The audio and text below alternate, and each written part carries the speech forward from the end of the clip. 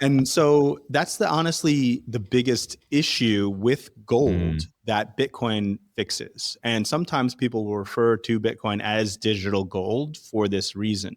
Gold has a lot of really good properties that made it a great store of value for thousands of years.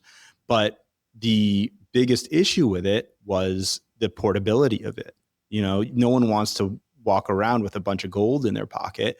And if you're trying to store your wealth in gold, well, now you have a bunch of gold bars in your house somewhere and you're a big target. It's just not very portable and it's not easy to secure.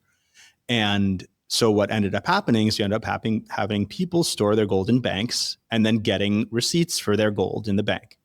And those receipts are what became our money. So that's gold-backed money, gold-backed currency.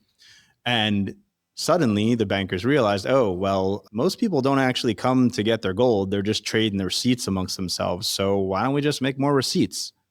And that's how you started getting the system where we're at. And then they said, just don't worry about the gold anymore in 1971. Right.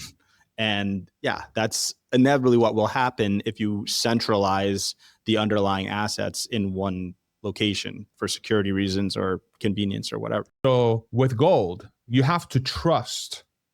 You have to just take the word of, like, for example, the US government with Fort Knox, right? With the gold.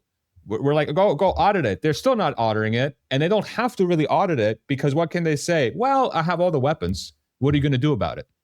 Do you really want me to go, So we just have to trust that a collection of humans are telling the truth.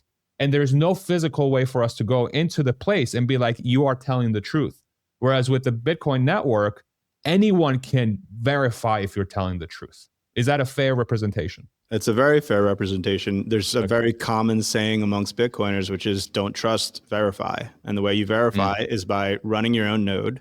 And then you can be sure that the coins you're receiving or the coins you're looking at or the coins you're sending are where they should be. And you're sending it to where you want it to go.